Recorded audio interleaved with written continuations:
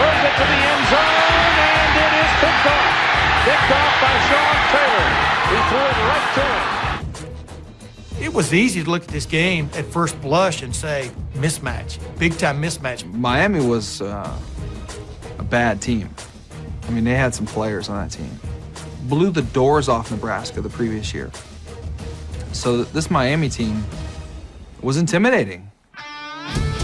Intimidation turned into outrage once the Buckeyes learned that the Hurricanes appeared to be putting the national championship cart ahead of the horse.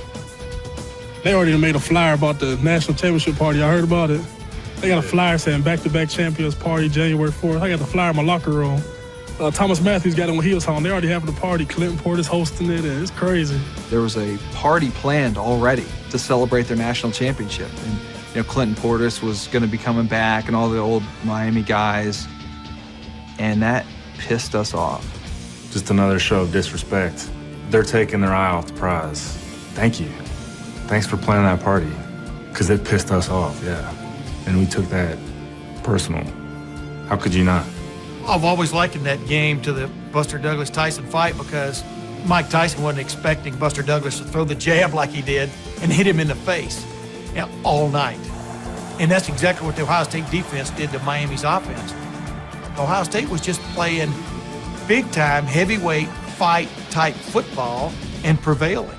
They were coming in saying, we've only given up 2 sacks all year, da-da-da. Well, first play of the game, and, okay, that's debunked. All right, what else can we debunk? And it was one of those mentalities like, we're here to win this game and show everybody that we deserve to be national champions. 3rd and 6. Pass hung, intercepted. Buckeyes have it. That's Mike Doss.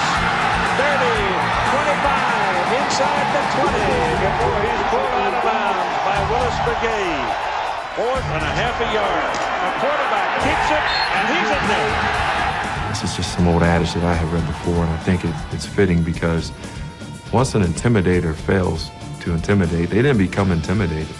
And we started to see that in their eyes a little bit. He's got it. He's got a touchdown. There was going to be no lay down. There was going to be no quit.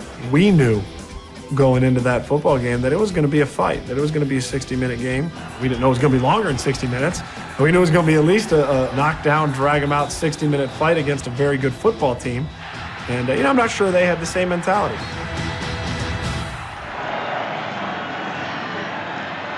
Brenzel deep. Down the sidelines. Gamble. It's down inside the 10 and fumbled, but he's down. After dominating the second quarter to take a 14-7 halftime lead, the Buckeyes were poised to strike again on their opening possession of the second half. That's when the 2003 Fiesta Bowl would experience the first of what would be several titanic momentum shifts. We're down on the goal line. I think it's 1st and goal, and they're not easy to run the ball on, so I thought, well, let's do a little play-action pass, and, that wasn't very smart. I should have stayed with my old trestle ball. Keeps it. Throws it to the end zone, and it is picked off. Picked off by Sean Taylor. He threw it right to him. I always thank people for reminding me of that play. Because it was the largest play that we had as a football team that year. I remember standing in the back of that end zone and seeing Craig and I lock eyes, and he starts his throwing motion, and I think, I'm going to catch a touchdown in the national championship football game, and this is going to be great. And all of a sudden, this hand just comes out of nowhere and gets it. I'm seeing Sean Taylor race the other way, and next thing you know, you see Clarett come from the side. Clarett has stole the ball. Yes, he did, Keith. Maurice Clarett with the play of the game, perhaps. That never say I can't attitude that Maurice had. We saw it on that play. To chase down, take the angle on a guy like Sean Taylor, and to not only make a touchdown-saving tackle, but to wind up with the football. That was that never quit, don't tell me I can't attitude that he possessed. A Mike Nugent field goal put Ohio State ahead 17-7. Later in the third quarter, Miami narrowed the gap to 3 when Willis McGahee scored on a 9-yard TD run. Then suddenly, early in the fourth quarter, McGahee was done for the night. Will Allen comes out of nowhere, hits Willis McGahee, catastrophic knee injury. Wow, it was horrible. And suddenly, the air comes out of the balloon again for Miami. Ohio State failed to run the clock out.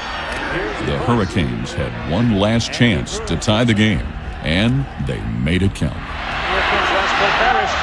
Harris getting to the sidelines, gets a block. And he's finally taken down all the way down the field at the 26-yard line. Big return by Westbrook Harris. The Buckeyes defense stiffened, forcing Miami place kicker Todd Sievers to attempt a game-tying 40-yard field goal. Chris Harvey snaps. Bradshaw holds. But we're going to overtime. In overtime, Miami received the ball first and scored on a 7-yard TD pass to Kellen Winslow Jr. Ohio State needed a touchdown on their possession, but first they needed to convert a 4th and 14. Winslow steps up and goes to the sidelines, and that's good for a first down. Caught by Michael Jenkins. 4th and 14, are you kidding me? Against that Miami defense? You think they're going to find a way to come up with a stop there? No, they don't. It's one of those things, going back to the Purdue game. It's like, no, here it is, game over, you know. And we saw Mike come down with the ball, and that's where the D word started coming back into play. You know, this is destiny. Later in the drive, Ohio State was faced with a 4th down and 3 on the Miami 5-yard line. With the season on the line, Craig Krenzel went to Chris Gamble this time. I didn't even see the play. When I released the ball, I got knocked over. Fireworks were going off. You know, they're rushing the field. And I knew right away, fireworks aren't going off because we scored to tie the game. The Reds up there as a wide out too. The ball goes into the end zone, and it is incomplete. Intended for Gamble. Now there is a penalty flag thrown. I locked on watching that referee, and I could see he was processing. That brain was churning. Smoke was coming out of his ears, and he took forever. He could have knit a hanky in the time it took for him to make that decision. Felt like eternity. It felt like 10 minutes. Miami guys are dancing, throwing their helmets in the air, you know, going crazy. And then you start to hear like some commotion coming down from the end. Oh, it's a penalty. Everyone on the sideline started yelling, there's a flag on the field. I think at that point we knew, like, all right, this is about to happen. Once again, same feeling, Purdue, the Holy Buckeye play. I took my helmet off, and I remember slamming it on the ground as hard as I could and kind of throwing it at the ground, and it bounced, 8 or 10 yards away from me. I remember one of the guys coming over and saying, hey, you got to get up. They threw a flag. And as I kind of realized, hey, what's going on here, my first thought was, where's my helmet? Oh, crap, I got to go find my helmet. And sure enough, it was about 10 yards away. So I kind of moseyed on over, picked up my helmet, walked back over like I was in control the whole time, knew what was going on. Yes, sir, we'll take the penalty. Let's keep going. I was hurt, but I knew it was a pass interference, but I didn't see the flag at the time. But once I seen it, I knew we had another chance to tie it up. It was pass interference. They can say it all they want. It was pass interference. He may have took a long time to make the call, but it was a flag, and it should have been thrown. They'd have called it on me all day, because I think I led the Big Ten in pass interference calls that year. I thought it was definitely the right call, and just like it took guts for Craig Krenzel to throw that pass to Michael Jenkins at Purdue that day, it took guts to make that call. But really, the official, Terry Porter, was at ease with it. Krenzel sneaking touchdown. Tied at 24-24, the teams went to a second overtime, with Ohio State getting the ball first. Fittingly, the Buckeyes season would conclude the way it began, with its leading rusher having a multi-touchdown game. Second down from the 5. Correct. Touchdown. It is literally a microcosm of what made this guy great. Took the ball, started wide, saw that there was a crack inside, sideswiped a defender who had made a move on him, basically ran through another tackle, and then dove for the end zone.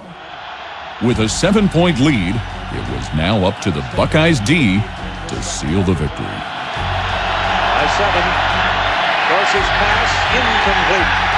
He was pressured. Dorsey may be hurt, Keith. He took a hard hit.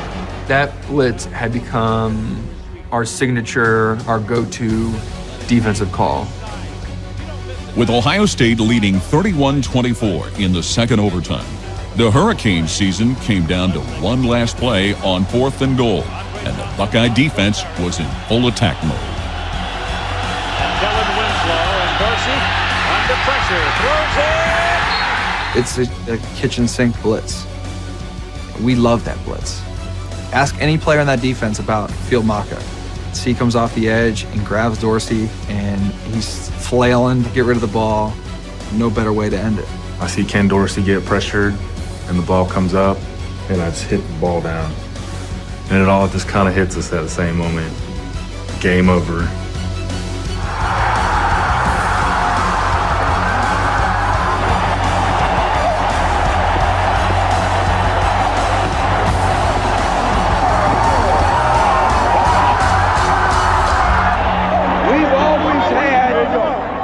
The best damn band in the land.